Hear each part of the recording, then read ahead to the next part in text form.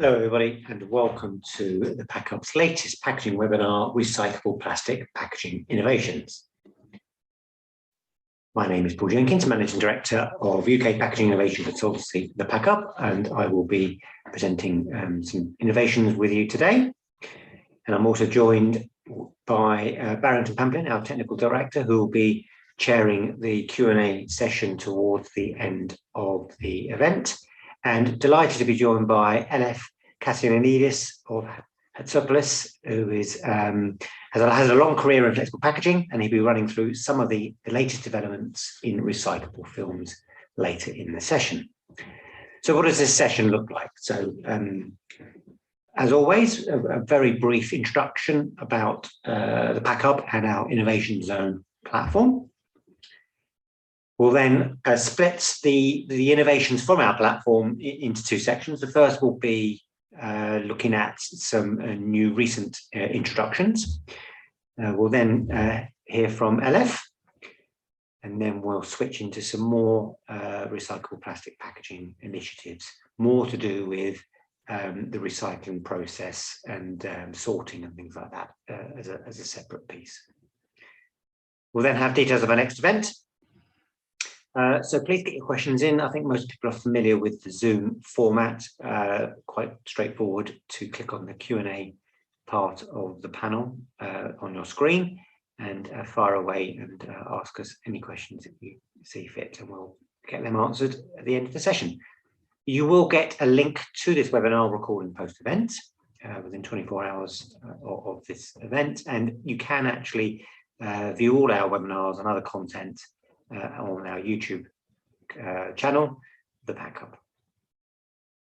So ThePackHub, those of you who don't know us, we're a packaging innovation consultancy, four main areas of services: project management and technical support. So Barrington's, him and his team are available to help brands, retailers, suppliers, anyone really with their technical challenges. We do face-to-face events, or at least we did do up until 2 years ago, but we will be back doing face-to-face events, seminars later this year. And of course, we're now doing webinars on a regular basis. We also publish reports. Our most recent one has been on Global Packaging Trends Compendium. We've also done other ones on refillable market, supplier guides and things like that.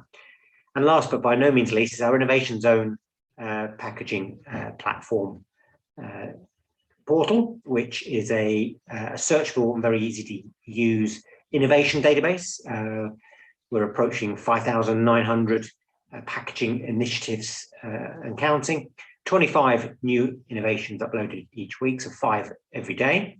And these are really from concept to in-market launch, very much a global view. I think we have the word packaging translated in about 14 or 15 different languages, so we're tracking initiatives from around the world, and really is a good opportunity to keep you and your team up to speed, one head of the competition and one step ahead of your boss. A great way of keeping inspired and generating ideas. So a number of brands and retailers are part of this portal, as you can see.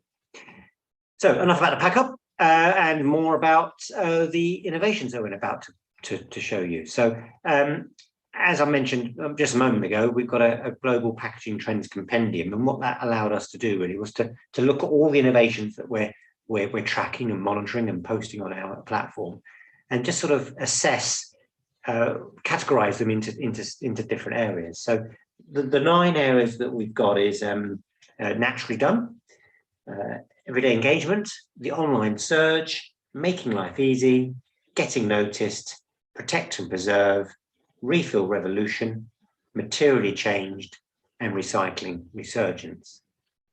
Now, recycling resurgence really is the trend area that we'll be focusing on today. So let's look at some new innovations. I always say this, I think it's important just to highlight that this isn't an endorsement or necessarily examples of best practice. What we're keen to do is to reflect what is going on in the market. There are innovations that have more of an environmental impact than others from a positive point of view, and sustainability in packaging, for example, can be quite subjective. There will be initiatives that may not be in line with your particular company's strategy, but again, as I say, I think it's important to sort of demonstrate and show to you the kind of initiatives that are coming to our attention. So first up is from Hatzopoulos, global packaging specialist based in Finland, and they've announced the launch of a first-to-market mono-material PET lidding solution aimed at the global healthcare industry. It has been developed as a replacement for the industry standard aluminium lidding, and Hatzopoulos' push-tab blister lid is designed to meet the stringent safety requirements of highly regulated pharmaceutical and healthcare packaging, and provides the industry with a recyclable alternative to traditional push-through blister packaging. When combined with Klöckner Pentaplast's next R1 bottom rigid film, it is a solution that is proven to run on existing blister packaging lines without modifications or extra investment required, and without having to compromise on speed. Push-tab blister lid has superior optical clarity, and its PET heat sealing structure is printable using all standard technologies. This new development is said to make PET-based lid film pushable and enables easy access to the tablet for the consumer. What particularly stands out for me is obviously this clear, transparent execution is quite different from anything else that we've seen on the market, and will certainly get noticed by consumers and hopefully will influence and encourage them to dispose of the material in the right way, i.e. aim to recycle it. Next up is a Berry Global owned company, Berry Superfos, and they've created a packaging innovation that seeks to improve the level of recyclability of vending cups. The initiative involves vending cups made solely of polypropylene instead of traditionally used polystyrene. Now, polystyrene as a packaging format is a number of different examples on our database of it being switched out into other materials due to the fact that in most markets, it's although it's technically recyclable, it isn't being recycled. So operators are looking for ways to get rid of polystyrene for other more recyclable or more sustainable solutions, such as this polypropylene example.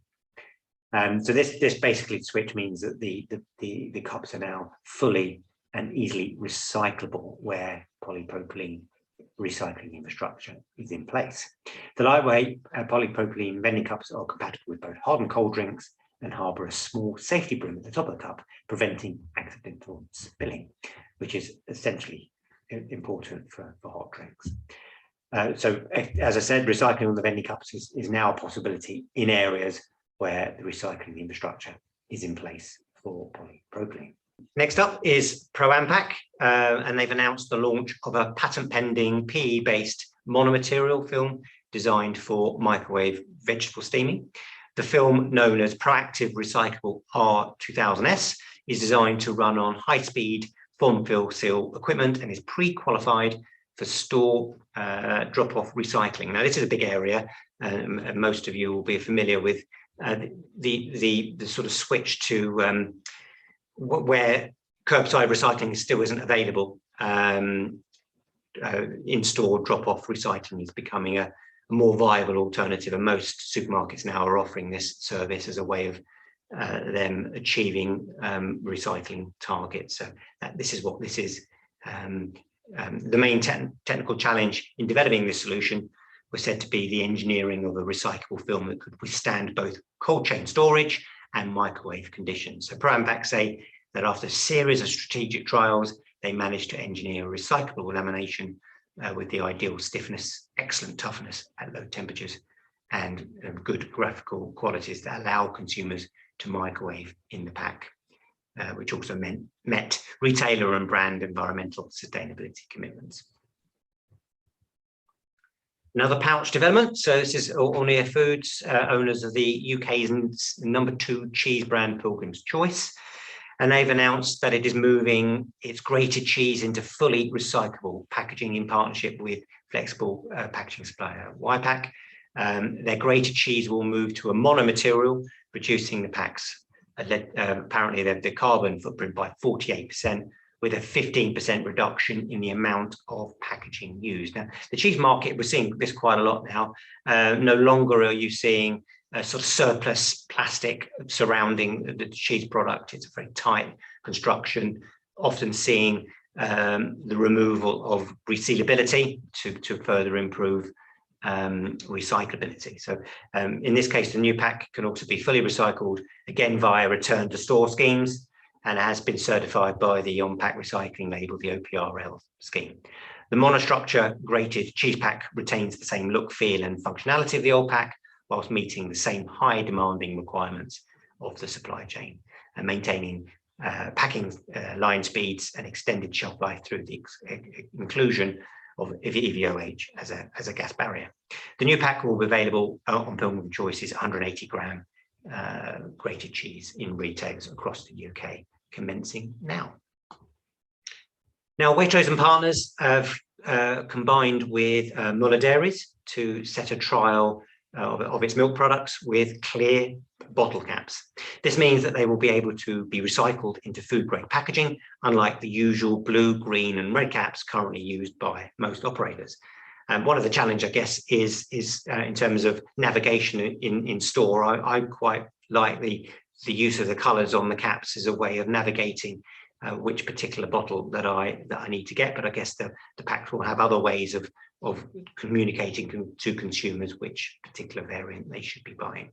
Research conducted by Muller found that the majority of shoppers support the change, with 80% telling the brand that they would choose a bottle with a recyclable clear cap over a coloured one.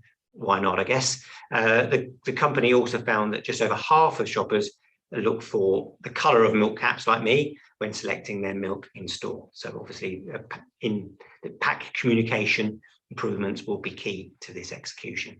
Waitrose and Muller have estimated that this could increase the availability of recyclable plastic, which continues to be a challenge, of recyclable high-density polyethylene on the market by nearly 1,600 tonnes a year. The trial will take place at all 331 Waitrose stores in the UK. It happened actually in April, following a successful in-house trial. So I assume that will continue to be rolled out as a permanent fixture. Next up is MCC Verstrata, which is a Belgian company famous for their in-mold label solutions. They launched a new product called Seal P Peel, which is designed as a replacement for aluminium lidding. So Seal P Peel is a polypropylene heat seal die cutting lidding option designed to optimize the recyclability, consumer convenience and shelf appeal of polypropylene packaging. So by using this solution in combination with a polypropylene tub, the packaging becomes a mono-material, ensuring the complete pack is easily sorted and recycled, as consumers no longer need to separate the tub and seal to correctly throw the empty packaging away. So it's just an alternative to having an aluminium seal, which in theory consumers should be more than capable of separating and recycling in the separate streams anyway. MCC claim that due to the offset printing challenges, the technique, the cost of printing and producing multiple SKUs is much lower compared to aluminium lidding and can be color matched to the container. It is claimed that it is also easily peels off without tearing nor leaving any residues, in their view, contrary to aluminium lidding, which can sometimes be a little bit difficult to take off the pack. It is also suitable for microwave use, which aluminium lidding isn't, and has high puncture resistance. Now, we've been focusing, or not focusing, we've been featuring several label-less solutions in recent times, and here is another one from the Japanese market. So Kirin is removing labels from their PET bottles for their Goga no Kocha sugar-free tea. Kirin trialed this method of labelless packaging at the early stages of the pandemic, using cardboard boxes with brand and nutritional information printed on them as an alternative to the label. This allowed them to remove the labels from the bottles without affecting a consumer experience. The removal of labels is seen as an issue during the process of recycling PET bottles, because either consumers will have to do it or the recycling firms will have to do it, and it obviously doesn't always happen. The bottles will now be more easily recycled, apparently, at the end of their use, saving costs and making the whole process quicker. Now, I think the jury's out in terms of whether this is the right move, adding an extra piece of packaging in terms of a cardboard box certainly would potentially increase the premiumness of the pack, but by removing the label. And when you do take the bottle out of the box, you're left with quite a generic, unbranded solution. So it's not a perfect answer in my view.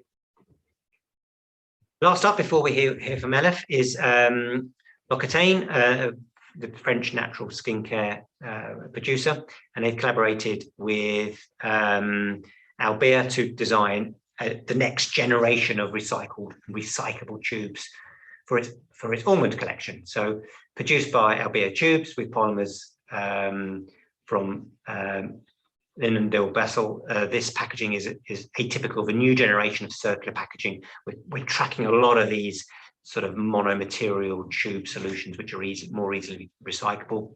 The tubes are produced through an advanced molecular recycling process, which turns waste plastics into non-polymer based molecules. Products are polymers derived from the chemical recycling of their supply of plastic energy, which converts end-of-life plastic waste streams into the synthetic pyrolysis oil.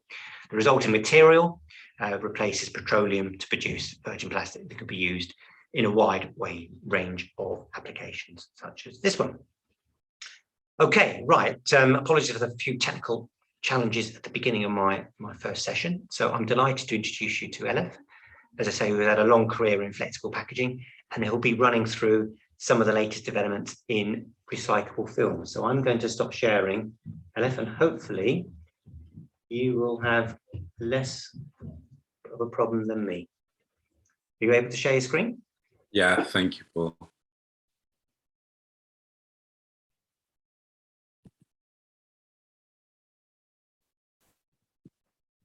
Excellent, sir. Over to you.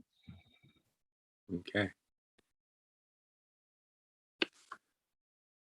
Thanks for the introduction, Paul, and thanks everybody for taking part. As Paul said, today's presentation will revolve around recyclable laminated films, printed or unprinted. I will begin by saying a few words about myself and the company. We'll then elaborate on packaging sustainability principles and the design for recycling concept for films, and end the presentation with a selection of successful projects we completed for clients in all geographical areas, basically.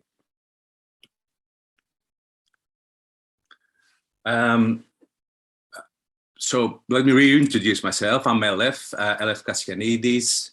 I am an organic chemist by training. I hold a bachelor's degree in industrial chemistry from Aristotle University in Greece, and a PhD in organic and polymer chemistry from the University of St Andrews in Scotland. In my career, I have been involved with a wide array of projects in a diverse array of fields, ranging from the exotic, like fuel cells and solar panels, to more mundane ones like food and pharmaceuticals, before starting working in packaging, which I guess lies somewhere in the middle in that spectrum.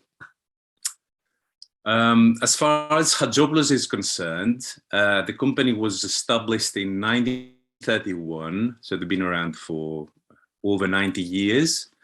And in the last 20 years, it has been a formidable force in printed film and unprinted film manufacturing on a Europe-wide level, on a pan-European level.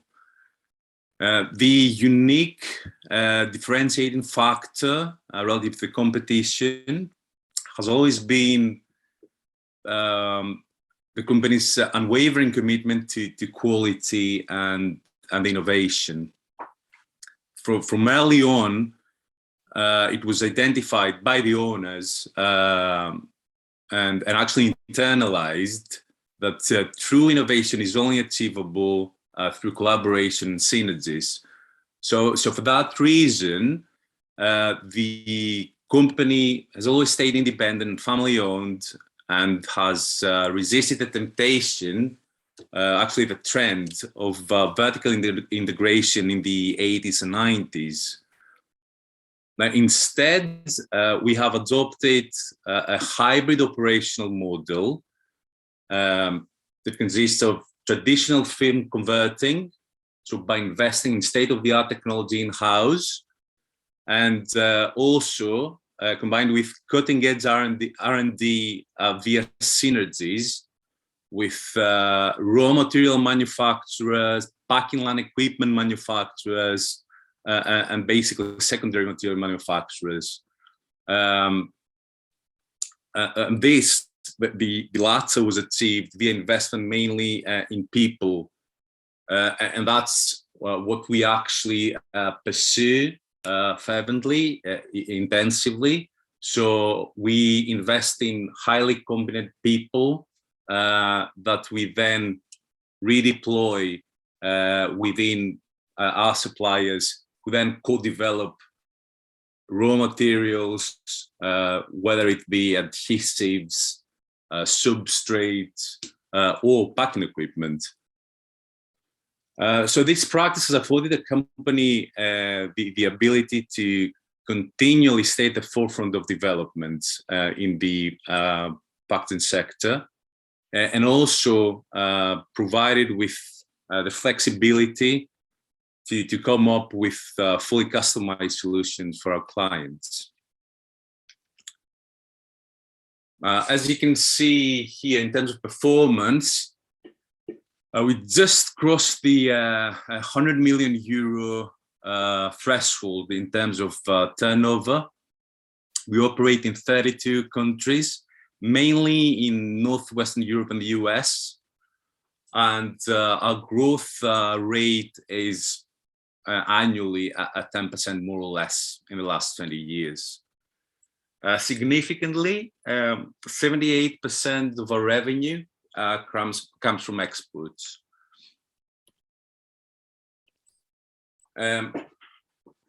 Now, in terms of the fields we operate in, anywhere you can find plastics, we have a presence. So that includes food, coffee, which is a separate category for us, as we have particular expertise in that field. Non-foods as cosmetics, wet wipes, tobacco and chemicals, and wraparound labels. This is a cross-section of our main clients. It actually includes approximately 25 of our biggest clients, along with the retailers they supply. And it has to be said that the majority of those, if not all, are either in the process of making the switch to recyclable plastics, or have already done that.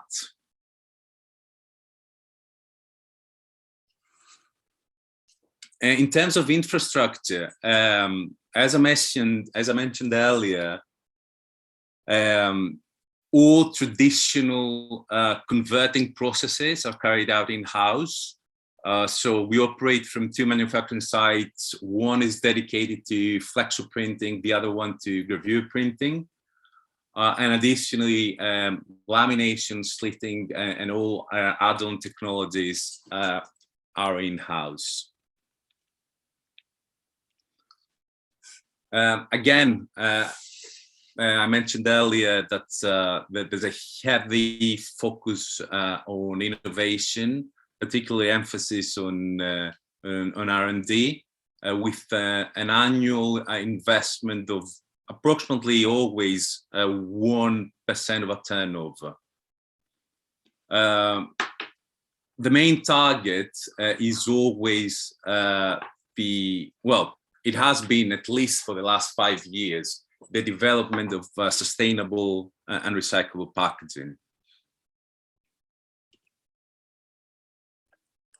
Now, on this slide, you can see the first three categories. So freshness, essentially barrier properties, aesthetic appeal or aesthetic characteristics, and convenience. They constitute a set of parameters that should always be present to design advanced packaging for any kind of application.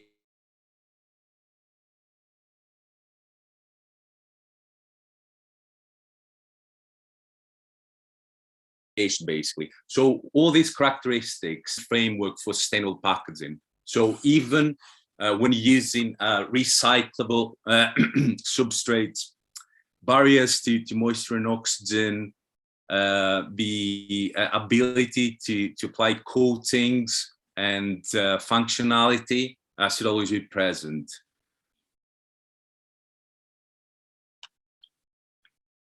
And now this is a vision for sustainable packaging.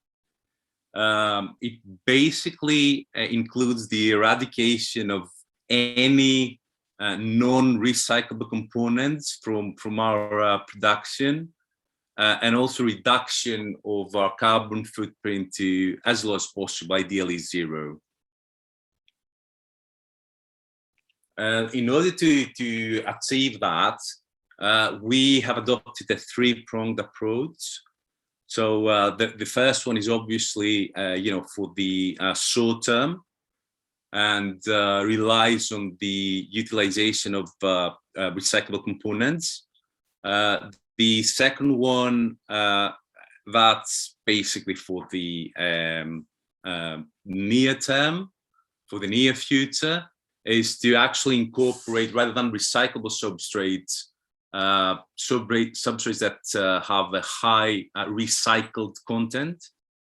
And of course, the third arm here is the incorporation of sustainable manufacturing processes. Right. So essentially, our strategy is embodied by this family of the so-called X-cycle films, recyclable films.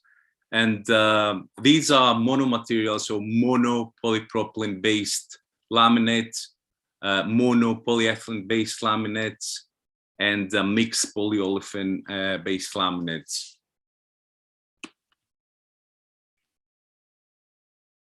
Now, with regard to PCR content films,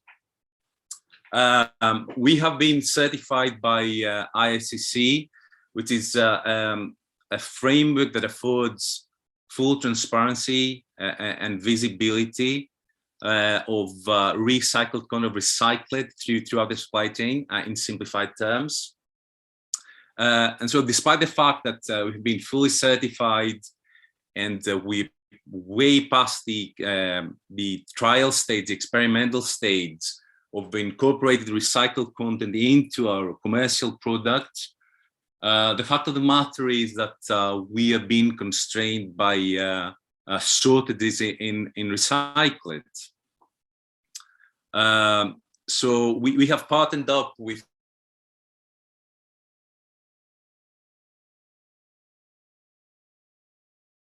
the resin manufacturer, basically films with recycled content through the chemical recycling process. These films are food contact safe, they're indistinguishable in terms of properties and formulations to standard films.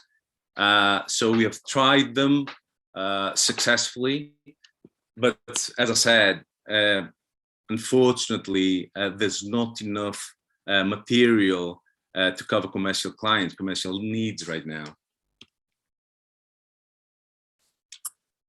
Another aspect we're working on in terms of sustainability is functional barriers. The advantage that those have is basically the rationalization or simplification of the formulations. This is a work in progress. We're not there yet. As you know, signified by the second bullet point, you can see that the OTR ranges are still quite high.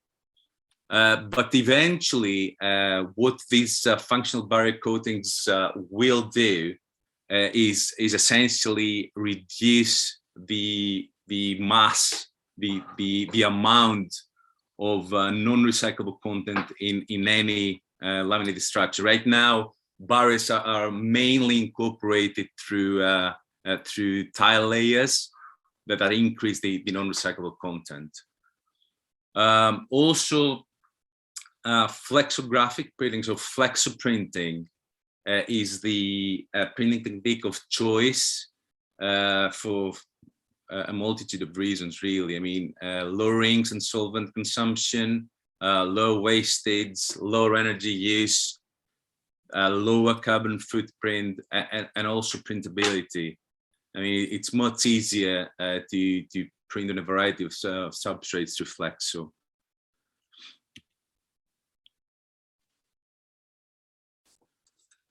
All right. Now I'm gonna touch upon the subject of the design for recycling. Sorry.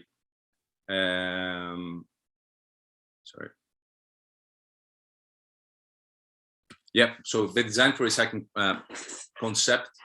So all our laminates conform to CFLEX and OPRL guidelines. They're actually certified through Cyclos, Indezero, Recyclers, and OPRL through their recoup scheme. CFLEX is the main lobbying body for European converters, of which we are a member. And they produced a series of guidelines with regard to collection, sorting, and recyclability. And I will not dwell on those for too long, just because all of those are crystallized into the OPRL guidelines that are more UK specific. But if any of you would like to get a hold of, take a look of those, they can submit a request through a website. We've put a handbook that collates all those. The OPRL guidelines with regard to recycling, I'm sure that most of you are familiar with those. Monomaterials are generally accepted by either P or OPP. Actually, the guidelines were expanded in January, this January, to include polypropylene films. Generally, non-recyclable content should be at a level of not higher than 5%. Barrier coatings or barrier additives are also allowable, again, up to 5% of weight by weight. And so no paper labels are allowed, or in terms of add-ons, it should be the same material as the main body. Or we were advised that you can actually use a separate recycling label to just advise on the recycling of those. Right.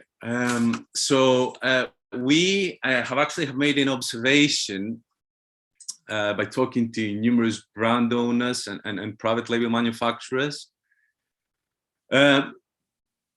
So most of those, they almost reluctantly initiate the process of switching to recyclable materials, and they are practically being forced or compelled to do so through pressure from their end clients and retailers. The pace of change to recyclable materials, again, in the majority of cases, is dictated by various CSR pledges and commitments on the part of retailers. And the overall process, the generalized process, is regarded as an inconvenience. That's what we've noticed. But basically, that's where we come in. and we guarantee, after years of intensive research, obviously, and trials, superior performance of recyclable materials, which should really facilitate the decision-making process. So the transition with the latest generation of recyclable materials should be really seamless, frictionless. It requires essentially zero modification of packing line equipment, so zero capex, zero investment in operating trainings or new parts, no compromise in packing speeds, no increased wastage, and basically zero reconfiguration in product formulation to compensate for diminished barriers. Barrier properties of our OPE and OPP materials are highly comparable to standard materials. In terms also of aesthetics, again, those materials, the recycled materials, display high rigidity, high puncture resistance, a wide variety of coatings and lacquers are applicable to those. For example, paper-like lacquers, matte lacquers, tactile lacquers. The use of metallic effects is now allowable, as OPRL has stated that metallization is allowable, but even in instances where the clients opt for a metal-free laminate, the use of metallic inks is also possible.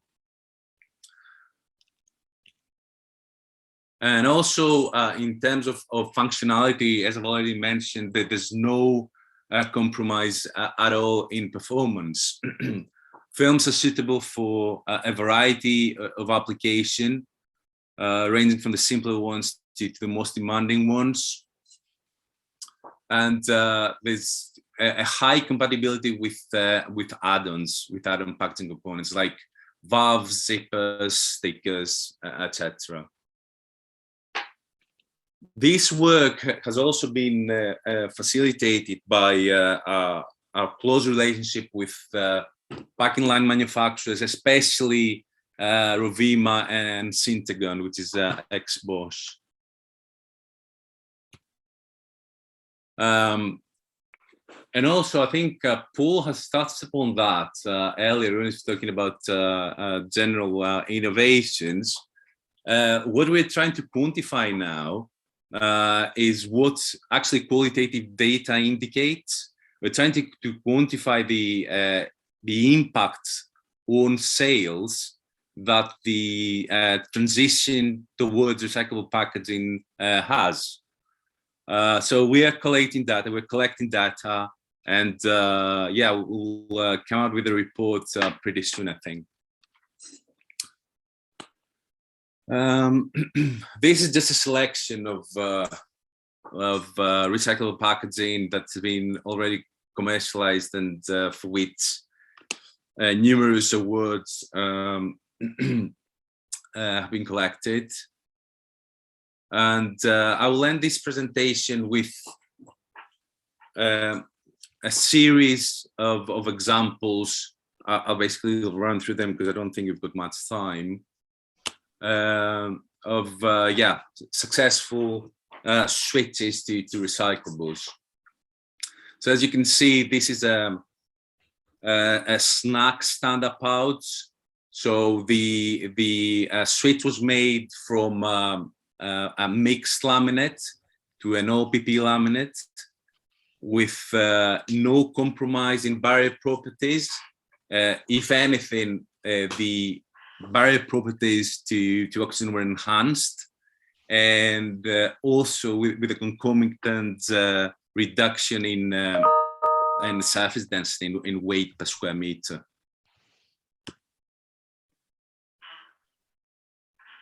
This is one of our most popular designs for coffee. So again, the move was made for a variety of clients from a mixed laminate, a mixed 3-ply laminate to an OPP laminate.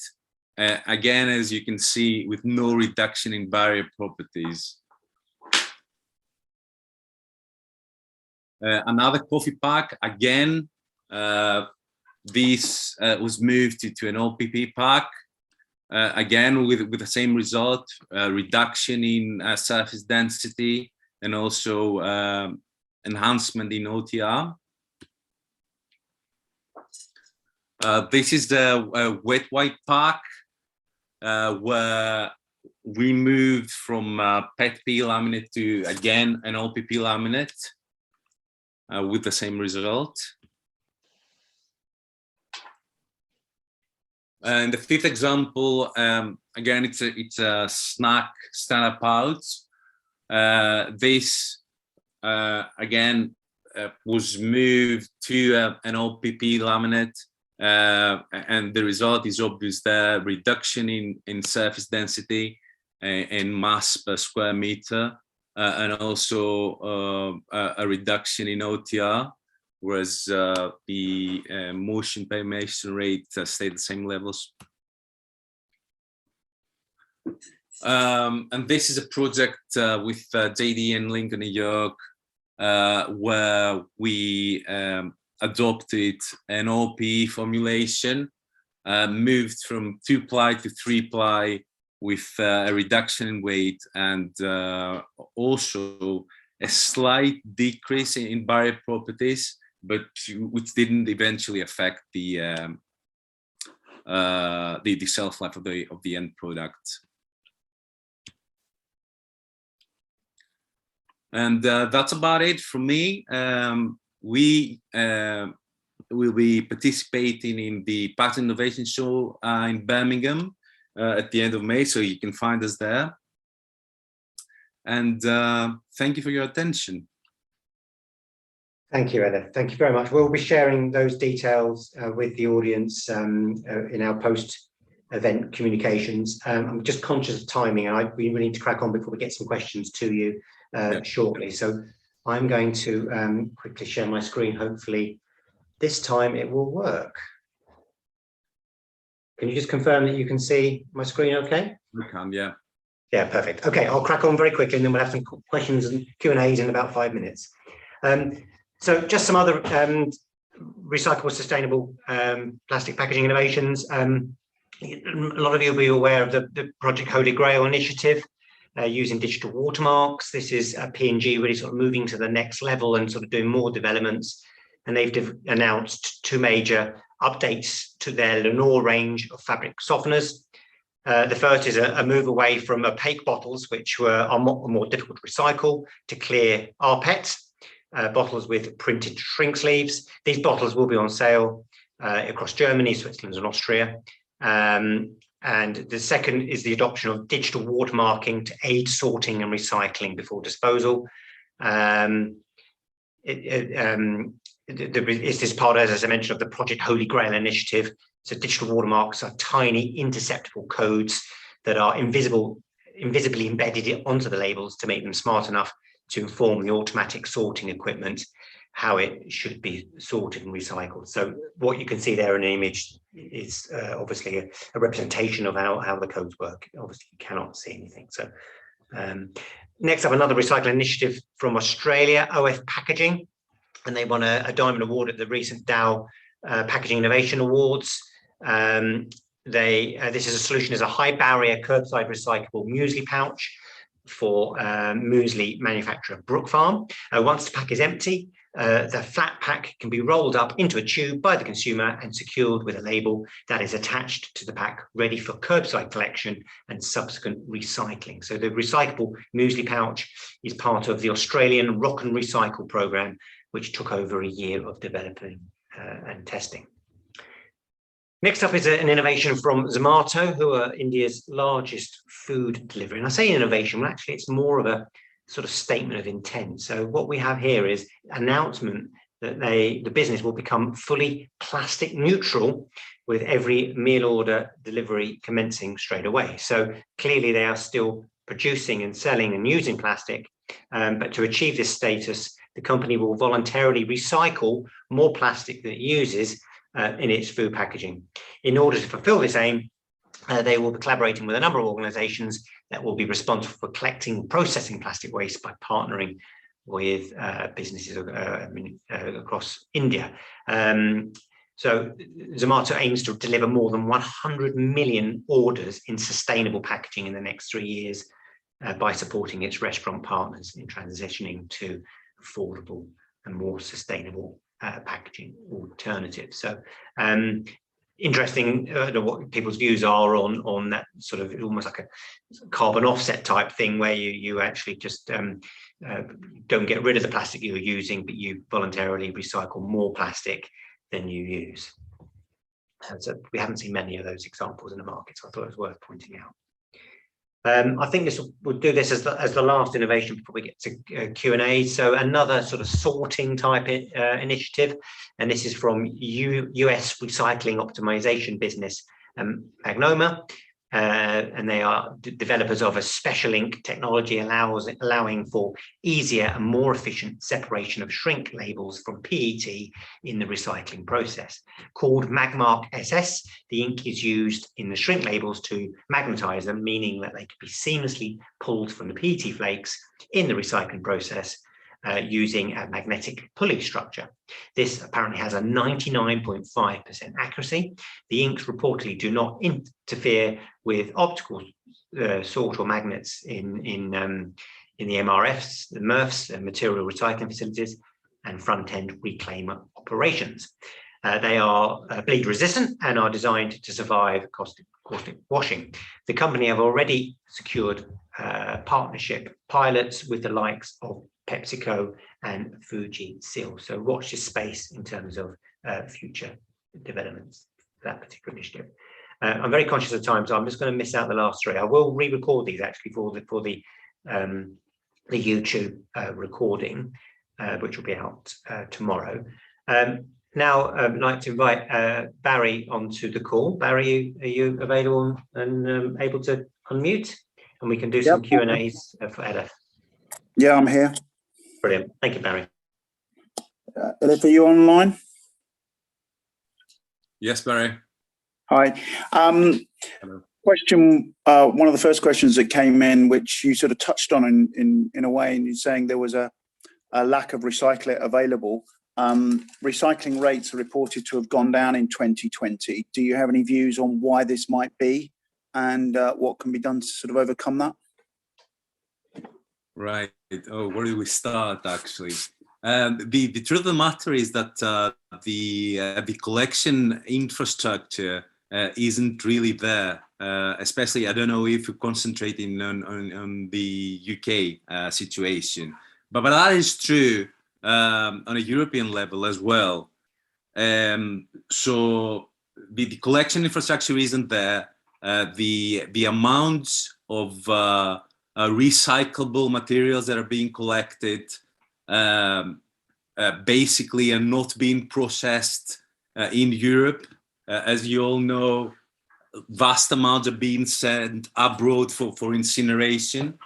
And I guess it has to do with governmental policy. That's all I have to say. So the investment in collection and recycle just isn't there. So the technology, I mean, we've made huge strides in that respect. Mechanical recycling, chemical recycle are quite advanced at the moment. But yeah, the material and the investment aren't there. That's my view. Obviously, 2020 was, the year of, well, one of the first years of the pandemic. Do you think the pandemic has had an effect on recycling rates as well and people's habits and the way they deal with their waste? I'm not sure. I couldn't tell you. I have no quantifiable data to support, either opinion. Okay. Next question was with obviously the stripping down of plastics back to their component pieces. The question was based on historically, sort of 30, 40 years ago, we used to recycle it into the co-extruded layers of film to protect it from not touching the contents. Now we're talking about recycling plastics by taking them back to the monomers and then recreating those plastics almost as virgin plastics. Why this move away from just sandwiching the recyclate away from materials into now having to clean it to a much greater extent? Right. Okay, so this strategy, this approach would be valid for either non-laminated materials or unprinted materials. Laminated films contain high amounts of adhesives and coatings that, if you recycle those through the traditional mechanical recycling process, your recyclate will continually degrade. Of course, coatings have been developed that can either evaporate or dissipate in the bulk of the recyclate through, the mechanical recycled process. But in actual fact, the majority aren't. They will stay there. So that's why chemical recycling in bulk is actually the holy grail. So you easily separate all contaminants through that process, and you end up with a material that's basically, in terms of properties, is comparable to virgin. Yeah, and I think that I agree with you that taking things back to virgin means that the market that you then have to sell that recyclate material to is much wider and greater. And obviously, since those times when it was a sandwich layer, food contact legislation has got stricter and stricter, not just legislation, but what certain brand owners will accept as being potential contaminants. So I can see the desire for chemical recycling. A very specific question: is there a solution within your range for flow wrap web for gas flush cheese, for instance, something with a high barrier that can be flow wrapped? Yeah, absolutely. Yeah. So we do that routinely for coffee, which is, the demands for oxygen, moisture barriers, and aroma preservation is much, much higher. So yes, is the short answer. Okay, that I think covers, unless there's anything on the chat, which I will just have a quick look at. No, there doesn't seem to be any more questions on the chat. Oh, there was one question. What about, I'm sorry, I don't know the context in which it was asked in, but it was, how about mono APET was the question. A mono APET in terms of recyclability or specific application? I don't know. The question just says, what about mono APET? So I'm not sure, as I say, in which context that was actually asked, as to whether it was an availability of a material that you have or how you would recycle it. Right. So I guess APET is more relevant. So polyester is generally more easily recyclable and more widely recyclable. But unfortunately, polyester film isn't at the moment. Without going into too much technical detail, the problem with polyester film is sorting. So as you know, it's not floatable, or it currently isn't floatable. So it's very, very difficult to separate from the rest of the waste stream. I don't know if my reply covers the question, but I've had it clarified. It was regarding recyclability of mono APET, so I think your answer has covered that. I'm conscious of time, that we have 1 minute left on the clock, so I will hand us back over to Paul. Okay. Thanks, Barry. Thank you, Barry, and thank you, Elef, for that really interesting Q&A, which I think really consolidated Elef's presentation. So thank you very much for that. 30 seconds left. Last slide, just to say thank you all for your attendance and your attention. As I mentioned before, we will be sending out a link to the recording plus booking details of our next event, which is later this month on Thursday, the 19th of May, when we'll be talking about recyclable packaging innovations. We will also provide contact details for Elef and as well as the ThePackHub, should you have any questions or inquiries. So thank you again for your time, and until next time, stay safe. Thank you.